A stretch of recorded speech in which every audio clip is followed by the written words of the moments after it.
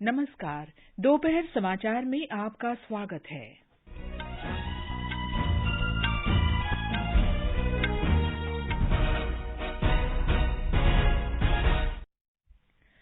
प्रधानमंत्री नरेंद्र मोदी ने मेघालय के शिलांग में कई विकास परियोजनाओं का उद्घाटन और शिलान्यास किया।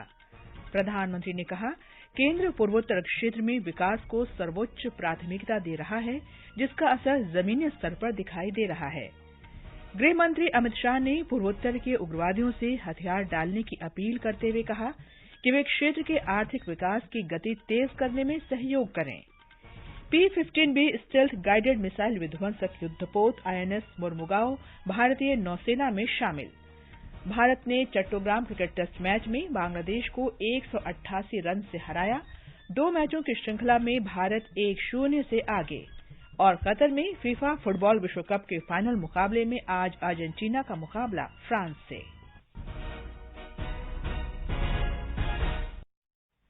दोपहर समाचार के साथ मैं कनकलता। प्रधानमंत्री नरेंद्र मोदी ने आज शिलांग में एक सार्वजनिक समारोह में 2,450 करोड़ रुपए से अधिक की परियोजनाओं का उद्घाटन किया और कई अन्य की आधारशिला रखी। उन्होंने 4G मोबाइल टावर भी देश को समर्पित किए, जिनमें से 320 का निर्माण कार्य पूरा हो गया है और लगभग 890 टावर का निर्माण चल रहा है। श्री मोदी ने कहा कि इस टावर से पूर्वोत्तर के हर क्षेत्र को संचार से जोड़ा जा सकता है। नॉर्थ ईस्ट के कोने कोने तक बेहतर मोबाइल कनेक्टिविटी पहुंचे, उसके लिए 6,000 मोबाइल टावर लगाए जा रहे हैं। इस पर 5,000 करोड़ रुपए से अधिक खर्च किया जा रहा है। आज मेघालय में अनेक 4G मोबाइल टावर्स का लोकार्पण इन प्रयासों को गति देगा। प्रधानमंत्री मोदी ने उम्सावली में भारतीय प्रबंधन संस्थान शिलांग के नए परिसर का उद्घाटन किया। उन्होंने शिलांग डिंगपासो मार्ग का भी उद्घाटन किया। प्रधानमंत्री ने मेघालय, मणिपुर और अरुणाचल प्रदेश से जुड़ी 4 अन्य सड़क परियोजनाओं का भी उद्घाटन किया। प्रधानमंत्री ने कहा कि इससे नए शिलांग सैटेलाइट टाउनशिप तक आवागमन बेहतर हो सकेगा और जाम से मुक्ति मिलेगी। मेघालय में नेशनल हाईवे के निर्माण पर 5,000 करोड़ रुपए खर्च किए गए हैं। पिछले 8 वर्षों में जितनी ग्रामीण सड़कें प्रधानमंत्री सड़क योजना के तहत बनी है, वह उससे पहले 20 वर्षों में बनी सड़कों से 7 गुना ज्यादा है। श्री मोदी ने तुरा और शिलांग प्रौद्योगिकी पार्क के एकीकृत आतिथ्य और सम्मेलन केंद्र की आधारशिला रखी। उन्होंने मिजोरम, मणिपुर, त्रिपुरा और असम के 21 हिंदी पुस्तकालयों का भी उद्घाटन किया। इस अवसर पर प्रधानमंत्री ने कहा कि उनकी सरकार में भाई भतीजावाद, वोट बैंक राजनीति और परियोजनाओं के क्रियान्वयन में देरी को समाप्त कर दिया गया है, जिसके सकारात्मक परिणाम सामने आए हैं। उन्होंने कहा कि अब विकास केवल उद्घाटन और आधारशिला रखने तक सीमित नहीं है और हमने अपने संकल्प और प्राथमिकताओं को भी बदला है।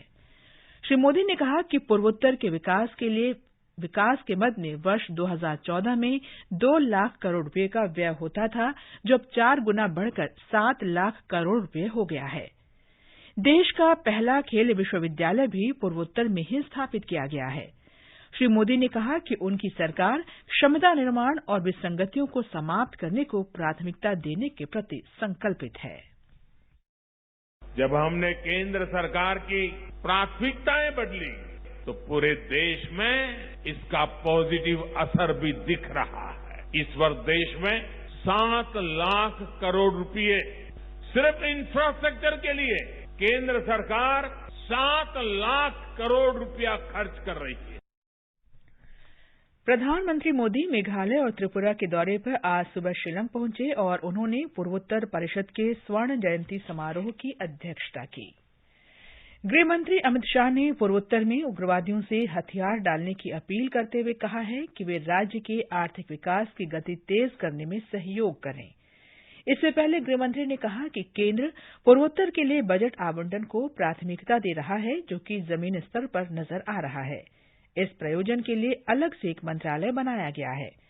श्री शाह ने कहा कि श्री नरेंद्र मोदी के प्रधानमंत्री बनने के बाद से पूर्वोत्तर तेजी से आगे बढ़ रहा है। मोदी जी के प्रधानमंत्री बनने के बाद उत्तर पूर्व पहली बार शांति और विकास के रास्ते पर आगे बढ़ा हुआ नजर आता है। पहले के जमाने में उत्तर पूर्व के लिए बजट का तो आवंटन होता था, परंतु वो बजट नीचे तक परकोलेट नहीं होता। मोदी जी के प्रधानमंत्री बनने के बाद ढेर सारे शासकीय परिवर्तन करने के बाद आज बजट गांवों तक पहुंचा है और काम में परिवर्तित होता हुआ दिखाई पड़ता है। ये बहुत बड़ी उपलब्धि। ये समाचार हमारी वेबसाइट newsonair.com/hindi और हमारे mobile app news on AIR पर भी उपलब्ध हैं। क्या आप वरिष्ठ नागरिक हैं? क्या आपके मन में सेहत, आर्थिक, सामाजिक या भावनात्मक मुद्दों से जुड़ा कोई सवाल है? आकाशवाणी आपके लिए लेकर आया है कार्यक्रम एक कदम और बुजुर्गों के लिए, हर रविवार रात 9:30 बजे FM गोल्ड पर। आप अपने सवाल हमें व्हाट्सएप नंबर 9289094044 पर भेज सकते हैं या इस पते पर ईमेल कर सकते हैं ekqadam@airnews@gmail.com। दोपहर समाचार में आपका फिर स्वागत है। रक्षा मंत्री राजनाथ सिंह ने आज P-15B स्टेल्थ गाइडेड मिसाइल विध्वंसक युद्धपोत INS मुर्मुगांव का मुंबई में जलावतरण किया। ये रडार की पकड़ में न आने वाला प्रक्षेपास्त्र विध्वंसक है। रक्षा मंत्री ने इस युद्धपोत को देश की रक्षा के लिए महत्वपूर्ण बताया।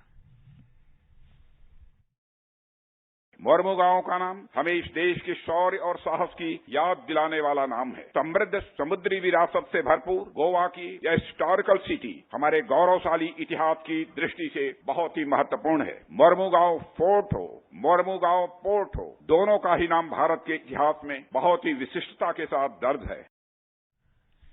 जलावतरण के अवसर पर गोवा के राज्यपाल श्रीधरन पिल्ले, मुख्यमंत्री प्रमोद सावंत, प्रमुख रक्षा अध्यक्ष जनरल अनिल चौहान और वाइस एडमिरल अजेंद्र बहादुर सिंह भी उपस्थित थे। केंद्रीय वित्त मंत्री निर्मला सीतारामन ने आज चेन्नई में सीमा शुल्क कार्यालय में 92 करोड़ रुपए की लागत से बनने वाले 9 मंजिला नए कार्यालय परिसर की आधारशिला रखी। इस अवसर पर उन्होंने कहा कि व्यापार, निर्यात और आयात में सुधार लाने की भारत की प्रतिबद्धता को ध्यान में रखते हुए इस कार्यालय परिसर में सीमा शुल्क मंजूरी से जुड़े सभी आवश्यक कार्यालय एक ही स्थान पर होंगे। इस भवन की प्रकृति अनूठी होगी और भविष्य में देश के किसी भी भाग में अन्य कार्यालयों के निर्माण के लिए ये एक उदाहरण होगा। वित्त मंत्री ने बताया कि महिला कर्मचारियों की सुविधा के लिए एक क्रैश भी खोला जाएगा और इस भवन में ऊर्जा की कम खपत होगी। उन्होंने कार्यालय परिसर को साफ सुथरा रखने में प्रधानमंत्री की स्वच्छ भारत पहल से प्रेरणा लेने के लिए अधिकारियों की सराहना की। I also like the fact that deriving inspiration from Swachh Bharat, not only redoing but at least polishing all those credible awards that you have won over the years and giving them the due shine that they need is very symbolic, and I think that is indicative of to what extent minute planning has happened. वित्त मंत्री ने पर्यावरण अनुकूल निर्माण के प्रतीक के रूप में एक पौधा भी लगाया। केंद्रीय स्वास्थ्य और परिवार कल्याण मंत्री डॉक्टर मनसुख मांडविया ने आज तेलंगाना के बीबी नगर स्थित अखिल भारतीय आयुर्विज्ञान संस्थान में ई संजीवनी पहल के तहत ई परामर्श सेवाओं का शुभारंभ किया। इस अवसर पर केंद्रीय मंत्री ने कहा कि सरकार ने पिछले कुछ वर्षों के दौरान चिकित्सा के बुनियादी ढांचे और सेवाओं में सुधार के लिए कई कदम उठाए हैं। उन्होंने कहा कि सुगम और सुलभ चिकित्सा सेवाओं के लिए विश्व भारत की ओर देख रहा है और देश एक औषधि केंद्र बनने की ओर अग्रसर है। उन्होंने चिकित्सा क्षेत्र में डिजिटल सेवाओं में सुधार करने की आवश्यकता पर बल दिया ताकि मरीजों के डेटा को संदर्भ के लिए रखा जा सके। बिहार में जहरीली शराब से मरने वालों की संख्या बढ़कर 83 हो गई है। सबसे अधिक 76 मृत्यु सारण जिले में हुई है। सिवान जिले में 5 और बेगूसराय जिले में 2 लोगों की मृत्यु हुई। 27 लोगों की आंखों की रोशनी चली गई है। मरने वालों की संख्या बढ़ने की आशंका है क्योंकि विभिन्न अस्पतालों में 31 लोगों का उपचार चल रहा है। इनमें से 14 की हालत गंभीर है। ये समाचार आकाशवाणी से प्रसारित किए जा रहे हैं। ताज़ा समाचार जानने के लिए आप हमारे ट्विटर हैंडल @AIR News को फॉलो कर सकते हैं। ये आकाशवाणी है। विश्व भर के प्रवासियों की सामाजिक और आर्थिक स्थिति की ओर ध्यान आकर्षित करने के उद्देश्य से आज अंतर्राष्ट्रीय प्रवासी दिवस मनाया जा रहा है। संयुक्त राष्ट्र ने ट्वीट संदेश में कहा कि विश्व में प्रत्येक 30 व्यक्ति में से एक व्यक्ति प्रवासी है। पिछले 5 दशक में अंतर्राष्ट्रीय प्रवासियों की अनुमानित संख्या में बढ़ोतरी हुई है। हाल के वर्षों में संघर्ष, असुरक्षा, जलवायु परिवर्तन के प्रभावों और युद्ध के कारण देशों के भीतर और सीमाओं के पार लोगों को प्रवास का विकल्प चुनना पड़ता है। वर्ष 2020 में 28 करोड़ 10 लाख लोग अंतर्राष्ट्रीय प्रवासी थे, जबकि वर्ष 2021 के अंत तक 5 करोड़ 90 लाख से अधिक लोग आंतरिक रूप से विस्थापित हुए थे। चट्टोग्राम में भारत ने पहले क्रिकेट टेस्ट मैच में बांग्लादेश को 188 रन से हराकर 2 टेस्ट मैचों की श्रृंखला में 1-0 की बढ़त बना ली। मेजबान टीम ने आज अपने कल के स्कोर 6 विकेट पर 272 रन से आगे खेलना शुरू किया और पूरी टीम 324 रन बनाकर आउट हो गई। दूसरा टेस्ट ढाका के शेरे-ई-बांग्ला नेशनल स्टेडियम में 22 दिसंबर से 26 दिसंबर तक खेला जाएगा। कतर में फीफा फुटबॉल विश्व कप में आज रात 8:30 बजे फाइनल मुकाबले में 2 बार की चैंपियन अर्जेंटीना और वर्तमान चैंपियन फ्रांस आमने सामने होंगे। एक रिपोर्ट। फुटबॉल प्रेमियों को दोनों चैंपियन टीमों में खिताबी मुकाबले के साथ ही गोल्डन बूट के लिए लियोनेल मेसी और किलियन एम्बापे के बीच जंग भी देखने को मिलेगी। दोनों खिलाड़ी अब तक 5-5 गोल कर चुके हैं। मेसी जहां खिताबी जीत के साथ विश्व कप से विदाई लेना चाहेंगे, वहीं एम्बापे फ्रांस को लगातार दूसरी बार खिताब दिलाना चाहेंगे। शानदार प्रदर्शन कर रहे मेसी के अलावा अर्जेंटीना की उम्मीदें 4 गोल कर चुके जूनियर अल्वारेज और गोलकीपर एमिलियानो मार्टिनेज से हैं। वहीं फ्रांस को जिताने का जिम्मा एम्बापे, ओलिवियर जिरूड और एंटीनो ग्रिजमैन की तिकड़ी पर है। दोनों टीमों की ताकत आक्रामक खेल है, लेकिन दोनों का ही डिफेंस कमजोर नजर आ रहा है। आकाशवाणी समाचार के लिए शशांक कुमार।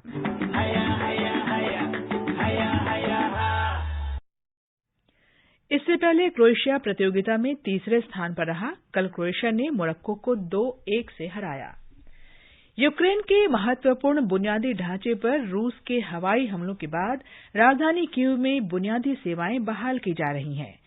कीव के मेयर विटाली क्लिट्स्को ने बताया कि शहर के 1/3 हिस्से में बिजली नहीं है, लेकिन मेट्रो सेवा शुरू हो चुकी है और जलापूर्ति बहाल कर दी गई है। प्रधानमंत्री नरेंद्र मोदी ने कहा है कि सरकार व्यवस्था को पारदर्शी और अधिक सुदृढ़ बनाने के लिए लगातार प्रयास कर रही है।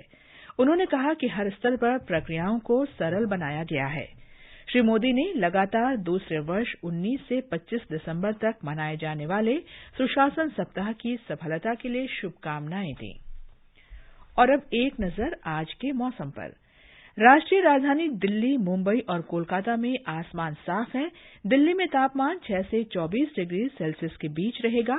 चेन्नई में हल्की वर्षा की संभावना है। अधिकतम तापमान लगभग 31 डिग्री सेल्सियस के आसपास रहने का अनुमान है। जम्मू और श्रीनगर में आसमान साफ है।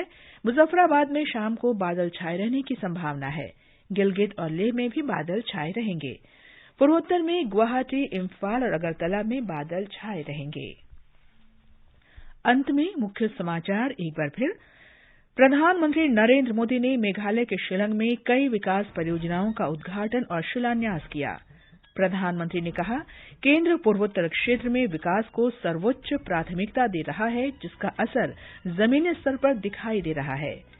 गृह मंत्री अमित शाह ने पूर्वोत्तर के उग्रवादियों से हथियार डालने की अपील करते हुए कहा कि वे क्षेत्र के आर्थिक विकास की गति तेज करने में सहयोग करें।